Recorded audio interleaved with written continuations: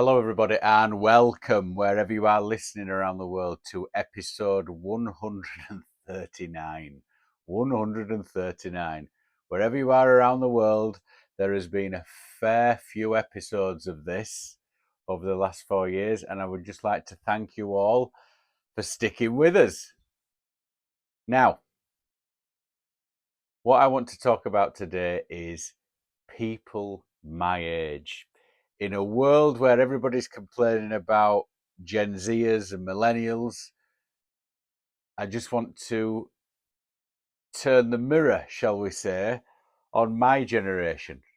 Now, I was born in 1972, which puts me right in the middle of the Gen Xers. I think Gen X started in 65, so I was born in 71, and that puts me there. Now, we kind of get overlooked a little bit. We're overlooked a little bit. We were raised by people who experienced the war but didn't fight in it. We're raised by family members who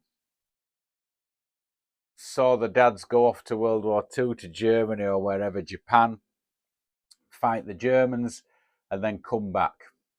Now, these parents grew up and they saw this starch collar, shirt and tie generation, and they didn't want any of that.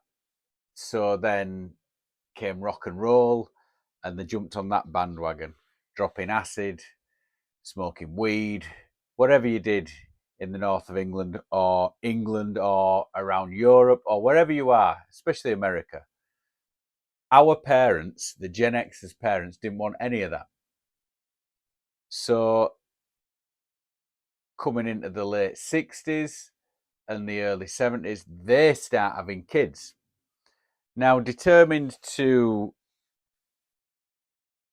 not make the mistakes that their parents made, they started to raise these kids, of which I was one of them, and of which my friends were groups of these people, getting raised by boomers, the most fucking selfish of generations that has been yet. I mean, they didn't really have to fight for out. I mean, all Vietnam were going on in America, and there were people getting pulled out of colleges and stuff to go fight in that. But the Brits, we didn't have to bother with out like that. So you were getting raised by these people who were really just thinking about themselves. And I'm not just talking about my parents, I'm talking about the lot of them, most of them. So what they raised were kind of this feral generation, the Gen Xers. You were in the summer holidays, you were kicked out of the door at the latest 10 o'clock in the morning, and you weren't expected back in until about 6 or 7 when your tea were on. Now, how you filled your day was of no fucking concern of theirs. You just went out there with your mates, you did what you had to do, and then you come back. You come back mucked up to eyeballs. And what you did was you splashed your face with water, you maybe washed your hands, you had your tea. Nobody were having showers every day back then. No, nobody were doing anything like that. Off you went. You went to school. Your parents didn't really care about your schoolwork. When they got that report at the end of the year, is generally when they realised how good or bad that year at school was. There were none of this helicopter parenting. And we were better for it. We were better for it. I am the same in some respects. I'll kick my kids out of the house, tell them to fuck off, and you do what you've got to do. But if you get yourself into shit, you're going to be in bother with me. Now, going back to that, because my generation are getting up there now. We're turning 60. We're going into us early 50s, as 50s. Some of us are leaving us 40s behind very soon. But we're in that gap where we can start complaining about the younger generation. Now, I'm not going to do that today. But what I will say is, you can't seem to deal with negativity very well. You don't like being given any sort of negative feedback, and you can't deal with your feelings like we dealt with them. And it just seems to be you seem to be a bit emotional about it all. But we're not talking about that today. We're talking about my generation. And as much as people go on about we are the best generation, no, I'm going to turn the mirror on that.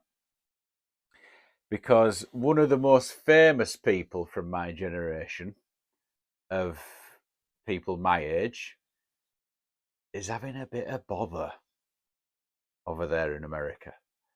And old Sean Combs is a year older than me, and he's in the shit. He is in the shit. Now, Sean Combs is an American rapper from New York, from Brooklyn. The top of his game, early to mid 90s, on the top of his game, making money beyond my wildest dreams, beyond most people's wildest dreams. And for a fella my age, you kind of think you were a bit jealous, but then I never risked anything like that. I never put myself out there like that. So he tried it, and he made untold fortunes. Untold fortunes. But all that fortune and fame has come back to bite him in the ass. And bite him in the ass it is doing. It is up there in his anal canal, chewing on his hemorrhoids. It's that far up. He is in the shit. So I've been listening to this over the last few weeks, and it's amazing at the stuff he seems to be getting up to. Now, what you've done here, Sean, is you've tried a white man's crime. You've tried a white man's crime. Now, Epstein did this, and it got him into a world of shit. Now, he fucked with the wrong sort of people. He were asking about with Clinton, Bill Gates, and it got him into untold amounts of shit. He ended up in prison in Florida. He got that sweetener deal where he had the whole wink to himself. He were able to come and go as he pleased. And then he got collared again. He got locked up. He got put in that prison in New York, and then he got strangled. And they said he hung himself. It was suicide, and nobody's talking about it anymore. Nobody's talking about it anymore. So you fuck with the big boys, you're going to get fucked over. Now, P Diddy, Puff Daddy, Sean, whatever your fucking name is, you've kind of done this on a chav level. You've tried to land people in it who are up and coming rappers. So then you've got them in your back pocket, which fair enough, But you've not aimed for the stars, have you? Like Epstein did. You've not got yourself out there and really gone for it. You've got people like Usher and Little Rod. I mean, Little Rod, bless him. Did people really know who we were outside of America until this court case? I don't think so. Now, for me, for what it's worth, and my 2 cents, when I thought it were going a bit tits up for Sean with that nightclub incident in 1999. I mean, he had Jennifer Lopez on his arm. He wasn't allowed to carry a gun for some reason. I think he'd got in shit in past, so he wasn't allowed to carry a gun. So he had Jennifer Lopez carrying for him. Unbelievable. So he's got her carrying for him, and he goes into this nightclub. It kicks off. He pulls out his gun and he shoots a woman in the fucking face. He shoots a woman in the face. Now, if you shoot a woman in the face, that woman is going to be able to see who is shooting her in the face right up until the point the bullet hits her in her face and her eyes. She's going to see who's done it because you're pointing a gun at her. And if somebody's pointing a gun at you and they're that close, that face is either going to be the last thing you see or it's going to be the face that haunts your fucking dreams for the rest of your life. Now, she went up in court and she said, yeah, it was this fuck that shot me because I can remember what a man who were about to shoot me in the face looks like. So she got on the stand and there were enough evidence put against her that Puff Daddy got away with it. Off he trots. So they were saying that Jennifer Lopez were carrying the gun. So if P Diddy didn't do it, it must have been Jennifer Lopez. Jennifer Lopez were looking at doing time, and then the bodyguard steps up, and I think he got 10 years. I'm not sure about that, but thinking back, I'm sure 10 years were getting bandied about. I don't know if he did that time, but the chauffeur stroke bodyguard took the fall for it. Shocking. Unbelievable. Now, I don't know if his family were looked after. I have no idea. But it seems to me that the bodyguard took the fall for it. Now, with all this shit coming out, this woman, this black woman, is on the telly this morning saying, I will get my face cut open. I will have surgery on my face to rid me of that shrapnel from that bullet that he shot in my face, just to land him in this shit even more. So she is willing to have surgery on her face to have shrapnel removed that's been in her face for a quarter of a century. She has sat on that evidence for 25 years in her face, waiting for the time where she can have it removed, put in a tray, get taken to court, just to send this fucker down for years and years and years. Now, what set the light to this fuse were a woman called Cassie Ventura.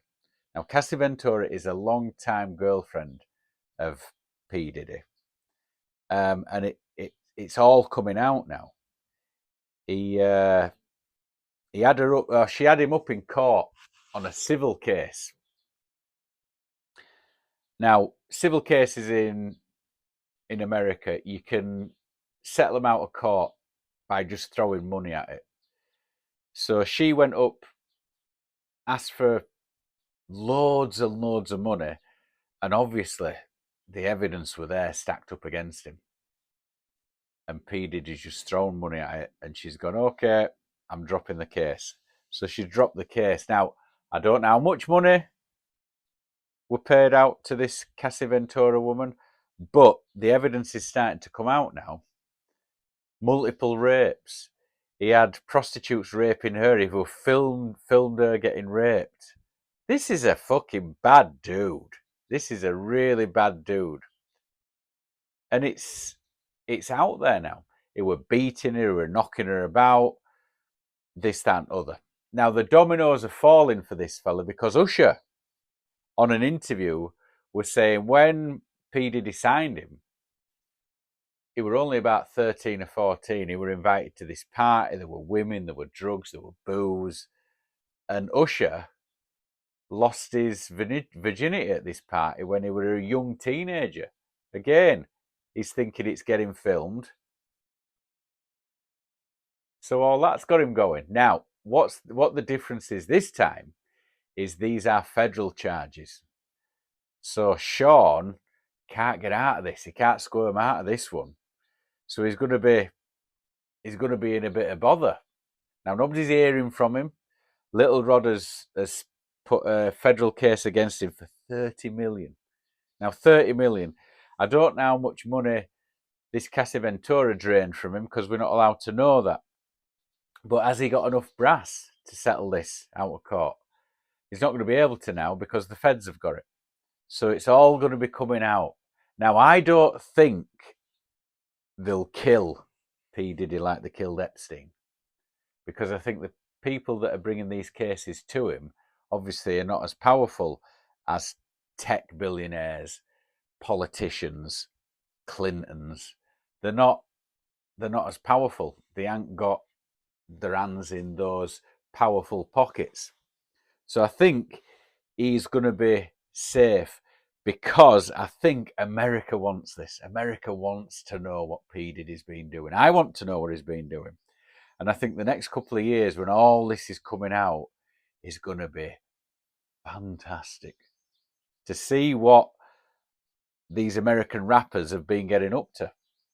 Now, even these little tidbit stories that are coming out, one of the women that Usher were banging were one of 50 Cent's ex-girlfriends, who 50 Cent had a kid with. Those were one of the sex workers that P Diddy had employed to get all the evidence on these young and up and coming rappers. So there's that to think about. I am sure in years to come there'll be a movie made about this. There'll be a movie made about this because America wants this. We tried to have it before with Epstein. They tried to have it there. Ghislaine Maxwell getting locked up for 20 years for trafficking young women. But I can't understand how she gets locked up for trafficking young women when we do not know who these young women were getting trafficked to.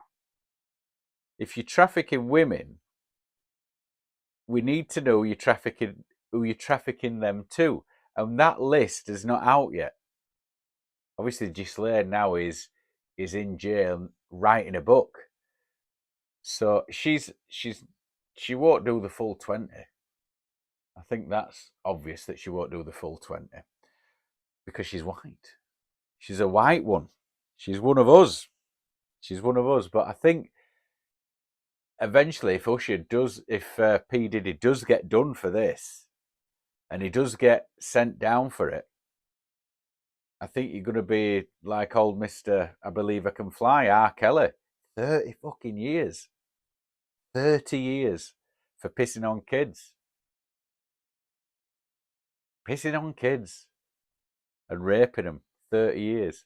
But if you're a white fella and you do it, the fellas get away with it, and we find a woman to take the fall.